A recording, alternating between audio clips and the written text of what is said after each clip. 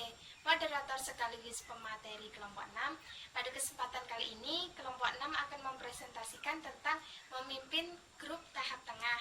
Untuk mempersingkat waktu, langsung saja ke pembahasan materi ya. Assalamualaikum warahmatullahi wabarakatuh. Perkenalkan, nama saya Ridwan Muhammad Wahid dari kelas DKI 5A. Saya di sini akan mempresentasikan tentang klien dengan cacat atau disabilitas. Kelompok penyandang disabilitas atau difabel dapat dibentuk di sebuah komunitas, rumah sakit, atau pusat rehabilitasi. Kelompok seperti itu tentunya sangat penting untuk bergabung bersama dengan kelompok difabel lainnya agar mereka dapat merasakan bahwa yang merasakan penderitaan tersebut bukan hanya mereka, tetapi masih banyak juga yang merasakan hal tersebut. Kemudian mereka harus siap menghadapi perubahan gaya hidup, perasaan kurang percaya diri, dan kekurangan fisik. Kebiasaan mereka seiring waktu mulai dari hobi, rutinitas pekerjaan, sekolah mulai berubah. Meskipun mereka telah ditangani oleh tenaga medis, tentunya tidak dapat menghilangkan begitu saja depresi yang mereka alami. Karena bagaimanapun juga mereka harus mencoba untuk menerima diri mereka sendiri. Kemudian ada jenis grup. Jenis grup ini adalah mengingatkan faktor ketidakpastian medis, kebutuhan akan dukungan emosional, dan perjuangan bekerja melalui perubahan gaya hidup. Hal ini juga sebenarnya terdapat hal positif bagi kelompok penyandang disabilitas. Kelompok dapat memberikan pendidikan dan informasi tentang masalah yang berhubungan dengan kesehatan dan masalah yang dihadapi klien. Ya, jadi adanya jenis grup ini agar mereka mengetahui masalah yang mereka hadapi seperti tunarungu, tuna bicara, ataupun tidak dapat melihat, ya tuna-tuna lainnya gitu. Jadi mereka akan disesuaikan dengan permasalahan yang mereka hadapi. Kemudian terdapat juga screening. Screening ini biasanya paling baik untuk membentuk kelompok homogen berdasarkan satu penyakit tertentu atau disabilitas. Karena penyakit atau kecacatan adalah penyebab umum yang menjadi pusat perhatian untuk penanganan kepada pasien. Bagaimanapun juga akan ada saat-saat diperlukan treatment yang diberikan sesuai untuk melibatkan anggota kelompok dengan penerapan medis bagi para difabel dalam mengatasi kekhawatiran mereka. Dengan adanya screening ini diharapkan bagi para difabel atau disabilitas mereka dapat menyelesaikan permasalahannya dengan sesuai runtut yang telah ada, ketetapan yang telah ditentukan oleh yayasan, sehingga mereka dapat diharapkan permasalahan yang mereka hadapi dapat terselesaikan. Kemudian sebagai kelompok terbuka dan tertutup, kebanyakan kelompok rumah sakit terbuka karena kebutuhan untuk mengakomodasi orang baru yang memiliki penyakit atau kecacatan yang sama antara satu dengan yang lainnya. Grup untuk anggota keluarga dari orang dengan penyakit tertentu juga dijalankan dengan sukses besar. Ukuran grup dan durasi sesi besar kecilnya kelompok ini bervariasi sesuai dengan tujuannya. Kelompok pendidikan bisa jadi lebih besar daripada kelompok lainnya. Kelompok pendukung dan terapi mungkin tidak boleh lebih dari 8 anggota. Angka 6 lah yang seringkali untuk menjadi angka ideal dalam kelompok pendukung. Kelompok-kelompok ini biasanya bertemu selama 1,5 sampai 2 jam karena biasanya anggota memiliki banyak pemikiran dan perasaan untuk dibagikan. Kemudian masuk kepada keahlian khusus. 1. Pemimpin kelompok. Pemimpin kelompok harus memiliki rasa empati, memiliki rasa humble. Dengan pemimpin kelompok memiliki rasa empati dan humble, diharapkan pemimpin kelompok dapat mengerti apa yang sedang dihadapi oleh yayasan tersebut, baik anggotanya, baik kliennya, sehingga dapat memberikan fasilitas yang memadai dan juga dapat memberikan treatment yang sesuai. Juga untuk memperkuat dan meyakinkan bagi para anggotanya bahwa mereka bisa menangani permasalahan yang dihadapi oleh klien. Yang kedua, membuat anggota fokus pada aspek kehidupan lainnya. Maksudnya di sini adalah bagaimana seorang ketua harus memiliki energi positif atau aura positif untuk meyakinkan kepada para anggotanya bahwa mereka dapat mengatasi permasalahan yang dihadapi klien dengan wawasan dan pengalaman yang mereka punya. Selanjutnya, membiarkan anggota menjadi ahli. Para pemimpin, terutama bagi pemula, perlu memahami bahwa klien dengan kronis atau kecacatan seringkali dapat menjadi tenang setelah berdamai dengan keadaan diri mereka, timbang hanya berupa dorongan dari anggota. Jadi bagi para ketua kelompok yayasan diharapkan dapat memberikan kepercayaan lebih bagi para anggotanya untuk dapat memberikan treatment, yaitu sebuah ketenangan bagi para kliennya. Dengan apa? Dengan tadi wawasan yang luas dan juga rasa empati yang kuat. Kemudian memotong. Beberapa anggota mungkin mencoba menggunakan pengetahuan superior mereka tentang kondisi mereka untuk memanipulasi pemimpin, sehingga pemimpin perlu memiliki kemampuan berbicara dan pengetahuan yang lebih daripada anggota sehingga tidak akan terjadi sabotase terhadap tujuan kelompok. Jadi pemimpin harus lebih cerdas, pemimpin harus lebih 10 jarak lebih jauh dibandingkan para anggotanya agar tidak terjadi penyalahgunaan pemimpinan sewenang-wenangan. Oke, saya rasa cukup untuk materinya. Kurang lebihnya mohon maaf. Wassalamualaikum warahmatullahi wabarakatuh. Assalamualaikum warahmatullahi wabarakatuh. Perkenalkan, nama saya Devi Sri Lestari. Saya dari kelas BKI 5A IAIN Surakarta. Di sini saya akan menjelaskan mengenai keahlian khusus. Yang pertama, pemimpin kelompok harus memiliki rasa empati dan rasa humble. Diharapkan seorang pemimpin yang memiliki aspek tersebut untuk memperkuat dan meyakinkan bagi para anggotanya, sehingga terciptanya rasa aman, nyaman, dan bahagia. Yang kedua, membuat anggota fokus pada aspek kehidupan lainnya. Maksudnya adalah bagaimana seorang pemimpin atau ketua harus memiliki energi positif atau aura positif untuk meyakinkan kepada para anggotanya bahwa mereka itu mampu mengatasi permasalahan yang mereka hadapi dengan wawasan dan pengetahuan yang mereka miliki. Yang ketiga, membiarkan anggota menjadi ahli. Para pemimpin, terutama bagi pemula, perlu memahami bahwa klien dengan kronis atau kecacatan seringkali dapat menjadi tenang setelah mereka berdamai dengan keadaan diri mereka sendiri, daripada hanya berupa dorongan dari anggota.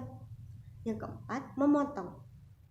Beberapa anggota mungkin mencoba menggunakan pengetahuan superior mereka tentang kondisi mereka untuk memanipulasi pemimpin, sehingga pemimpin perlu memiliki kemampuan berbicara dan pengetahuan yang lebih dari anggotanya, sehingga tidak ada terjadi sabotase terhadap tujuan kelompok.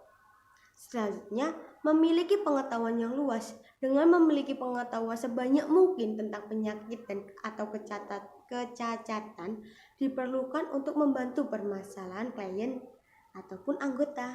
Selanjutnya, memahami konsekuensi psikologis saat berada di pusat perawatan di perumahan. Selanjutnya,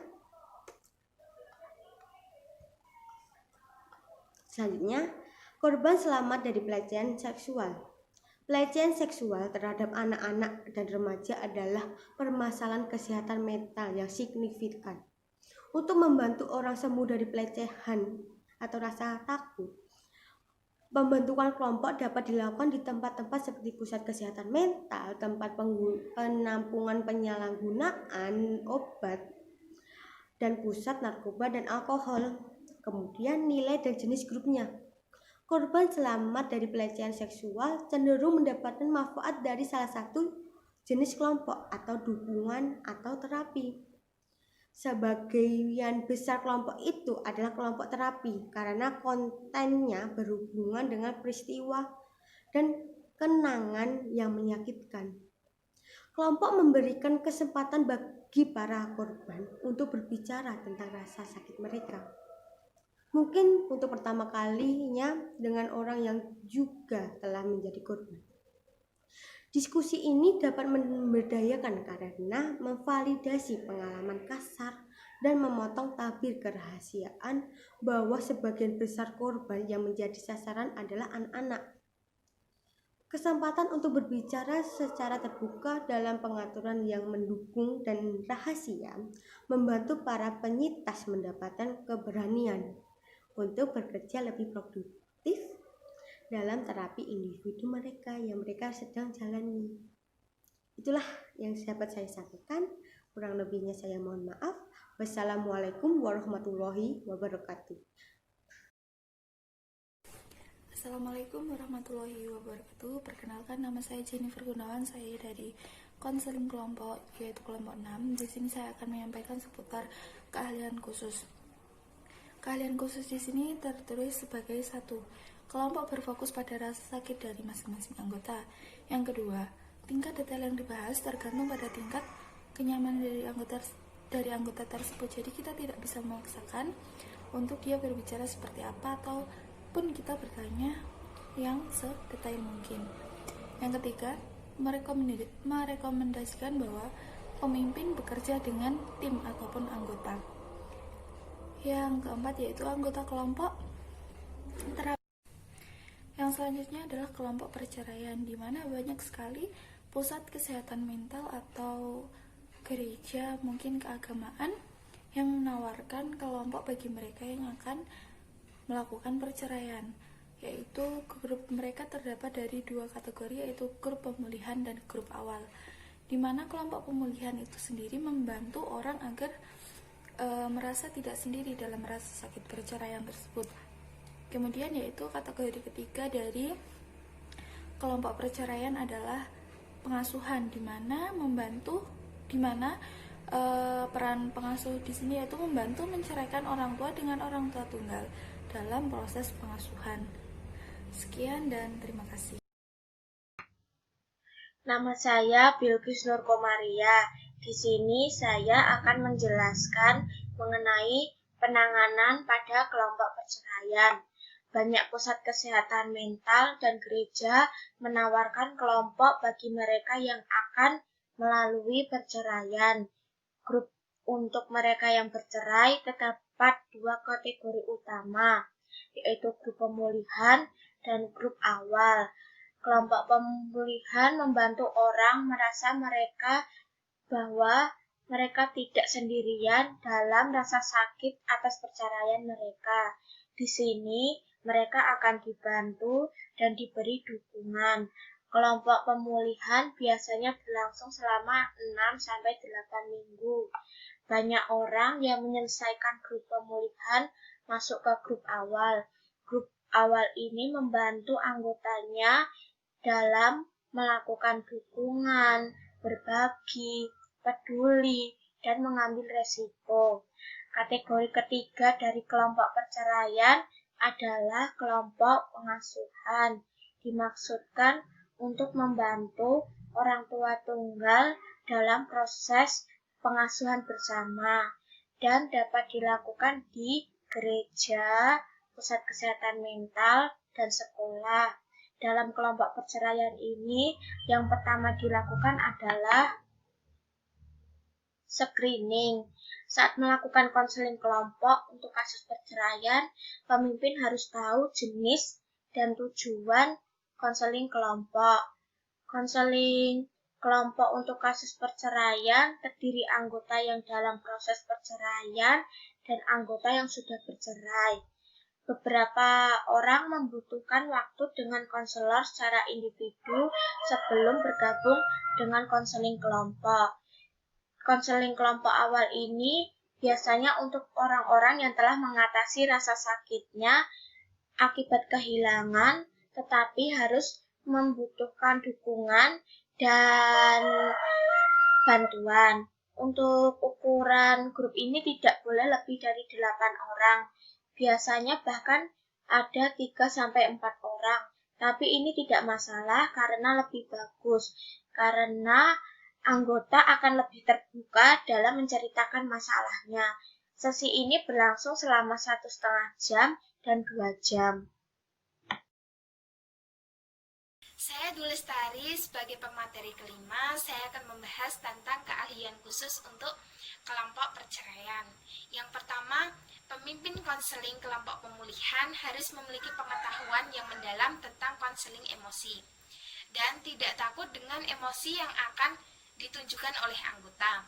Pemimpin juga harus terampil dalam konseling individu, karena ada satu waktu pemimpin akan bekerja dengan satu anggota.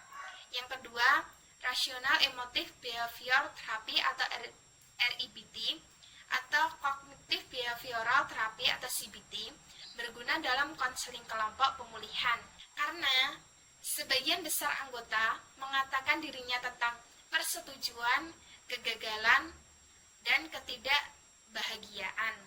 Yang ketiga, peran pemimpin dalam memulai konseling kelompok adalah memastikan anggota mendiskusikan masalah yang penting. Yang keempat, pemimpin kelompok dalam mengasuh anak perlu memiliki landasan teori yang baik seperti Adlerian, TA, atau behavioral. Mereka juga harus memiliki pengalaman dalam menghadapi berbagai masalah yang muncul dalam pengasuhan setelah perceraian. Yang kemudian, anak pecandu narkoba atau ACOA. Ada 3 jenis kelompok dasar untuk anak-anak pecandu alkohol. Yang pertama, kelompok dukungan tanpa pemimpin. Yang kedua, kelompok dukungan dengan pemimpin. Yang ketiga, kelompok terapi. Usi akan fokus pada kelompok pendukung dan kelompok terapi yang dipimpin. Ukuran grup untuk kelompok pendukung ACOA yang dipimpin pemimpin yaitu 8-12 anggota. Untuk kelompok terapi ACOA tidak boleh memiliki lebih dari 6 anggota, karena anggota sering menangani masalah emosional yang menyakitkan. Sesi ini berlangsung setidaknya 2 jam. Jumlah sesi kelompok pendukung ACOA seringkali merupakan kelompok terbuka, jadi mereka bertahan tanpa batas. Kemudian screening. Pemimpin memastikan anggota siap untuk berada dalam kelompok. Jika screening tidak dilakukan, pemimpin mungkin menemukan anggota yang sebenarnya harus berada dalam terapi individu daripada kelompok pendukung. Kelompok pendukung dapat dilakukan lebih awal daripada dalam pemulihan seseorang dan membantu orang tersebut untuk sadar akan masalah yang dia miliki. Setiap pemimpin harus menyaring kelompok terapi untuk memastikan anggotanya sesuai. Pemimpin memastikan bahwa setiap calon anggota dapat berfungsi dalam kelompok. Selain itu, calon anggota tidak boleh sangat membutuhkan terapi, sehingga terapi individu akan lebih membantu daripada terapi kelompok. Keahlian khusus. 1. Setiap pemimpin grup ACOA harus memiliki pengetahuan luas tentang alkoholisme dan pengaruhnya terhadap anggota keluarga. Yang kedua, pemimpin perlu memahami masalah seperti kepercayaan, keintiman, rasa malu, rasa bersalah, dan pengabaian yang mengganggu sebagian besar ACOA. Pemimpin harus siap menghadapi banyaknya rasa sakit dan amarah emosional. Perkenalkan, saya Angginita Kemalasari. Di sini saya akan menyampaikan materi tentang masalah multikultural dalam kelompok. Seringkali para pemimpin dipersiapkan untuk menghadapi perbedaan seperti ras, agama, dan orientasi seksual. Anggota yang memiliki latar belakang budaya dan sosial yang berbeda, maka kemungkinan akan memiliki perspektif dan nilai yang berbeda pula. Perbedaan ini menyebabkan ketegangan atau kebingungan di antara anggota satu dengan yang lainnya. Pemimpin harus memutuskan apakah akan melakukan fokus pada perbedaan yang muncul atau tidak. Perbedaan budaya dapat mempengaruhi gaya interpersonal dan memfasilitasi pertukaran perspektif budaya. Pada percakapan antara Lian dan Kameko, pemimpin memutuskan untuk fokus pada perbedaan karena ini dapat membantu Lian dan Kameko. Dalam contoh ini, pemimpinnya seorang pendeta yang terlatih dalam konseling, memimpin values kelompok eksplorasi untuk umatnya di lingkungan perkotaan besar. Seperti contoh, ada 5 pasangan dari berbagai latar belakang budaya yang berbeda. Pemimpin telah menghabiskan waktu secara pribadi dengan setiap pasangan untuk membahas rencana pernikahannya. Dengan contoh di atas, pemimpin dapat dengan cepat mengintervensi ketika anggotanya mengekspresikan budaya yang berbeda, dan pemimpin memilih untuk berfokus pada perbedaan budaya tersebut karena akan bermanfaat untuk kedepannya. Para pemimpin akan memfasilitasi diskusi dengan cara membantu anggotanya untuk belajar budaya lain. Semisal, dalam satu kelompok terdapat 4 anggota, maka diharapkan masing-masing anggota dapat memahami budaya dari anggota satu dengan yang lainnya. Tidak hanya anggotanya saja yang memahami perbedaan budaya tersebut, maka di sini pemimpin juga diharapkan untuk memahami budaya dari anggotanya. Jika tidak, nanti pemimpin akan mengalami masalah bagi dirinya sendiri dan kelompoknya. Sekian dari saya, terima kasih. Sekian presentasi dari kelompok kami, kurang lebihnya kami mohon maaf. Wassalamualaikum warahmatullahi wabarakatuh.